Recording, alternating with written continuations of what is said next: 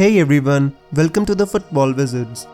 After a difficult week, in this video, we will review the performance of our team in Gameweek 34, look forward to our transfer plan in Gameweek 35, and specifically discuss some transfer options to replace Troy Deeney. We used our wildcard chip in Gameweek 34 with a view of activating the bench boost in Gameweek 35. We included a couple of players specifically to target Gameweek 34 as well, but that didn't work out. Starting from our keeper, Matt Ryan was included in our wildcard team because Brighton had 2 matches in Gameweek 34, but having conceded 7 goals, Ryan got just 1 point in 2 matches. To make things worse, we had Lloris with 6 points on our bench. In defense, Laporte got just 2 points after City conceded late to Crystal Palace. Liverpool beat Chelsea 2-0, giving Robertson 6 points. Again, leaving Trent Alexander-Arnold on the bench proved to be a wrong decision. Our third defender and captain Shane Duffy was also a massive disappointment, keeping no clean sheets and getting no attacking returns. My feelings about Shane Duffy are very well summarized in this tweet. In hindsight, it looks like Brighton are low on confidence and we should not have trusted them enough to get 2 of their players in on our wildcard. In midfield, we had 2 players from Spurs playing against Huddersfield, but Son didn't start the game and came on late from the bench to get an assist. Eriksen played the whole match, but he could get only 1 assist, scoring 6 points. Well done to all those managers who picked Lucas Moura over Son and Eriksen. Sterling was the saviour of our game week with 2 goals against Crystal Palace, getting 14 points. He was the only player in our team who actually scored a goal. Jota and Wolves in general were a massive disappointment, losing 3-1 to Southampton. Our 5th midfielder and the one who we considered to be a differential was Sigurdsson. Everton was in good form and playing against a relegated Fulham team. But this is where our game week went from bad to worse as Everton lost 2-0 to Fulham. After beating Chelsea and Arsenal, I never expected Everton to lose to Fulham, and that too without scoring a goal. In the forward positions, Vardy and Jimenez got no goals.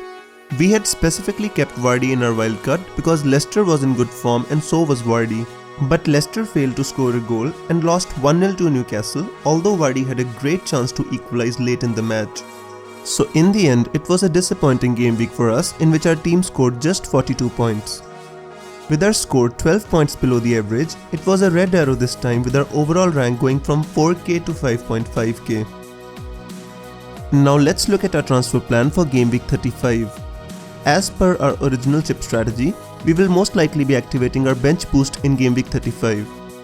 There are a couple of decisions to be made because Troy Deeney received a red card against Arsenal and will miss the double game week in which Watford play against Huddersfield and Southampton.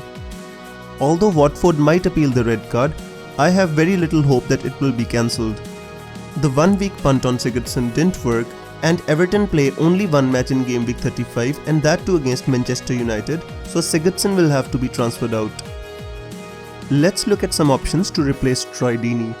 We have selected some budget forwards in the same price bracket as Troy Deeney. The first is a like-for-like replacement in Andre Gray. With Deeney suspended, he is almost nailed on, with the only other option being Isaac Success.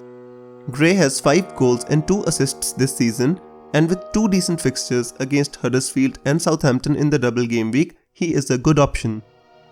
The second player is Danny Ings. With Southampton almost safe from relegation after a great win over Wolves, they end the season with a good run of fixtures. Danny Ings has 7 goals and 2 assists this season and is also on penalties for Southampton. In addition, the extra funds from swapping Deeney for Ings can be used elsewhere. Valued at 6.6 million, Wilson scored 1 goal and 2 assists against Brighton in Gameweek 34. Although he has a single match in Gameweek 35, we feel that he could be a very good buy considering that Bournemouth face a relegated Fulham at home.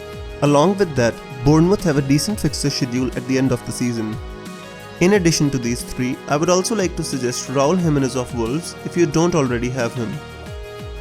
The other player that we want to transfer out is Sigurdsson, so let's look at some options to replace him.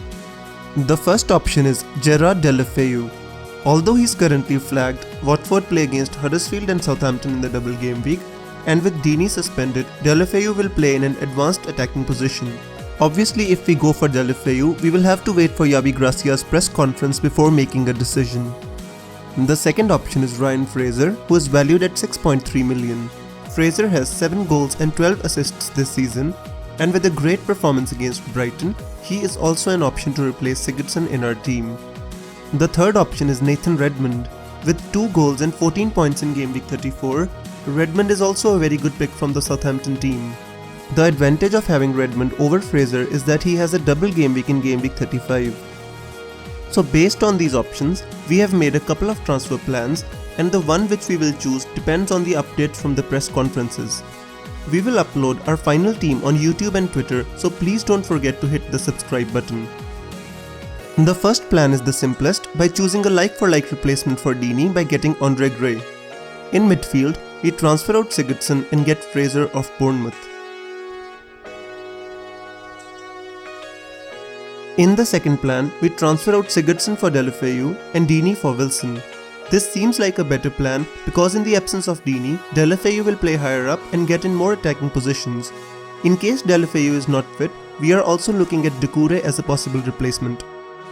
Please don't forget to hit the like and subscribe button before you leave, and although Game Week 34 was not the best of game weeks for us, we will definitely come back stronger together. Have a good time and I'll see you soon in another video. Bye bye.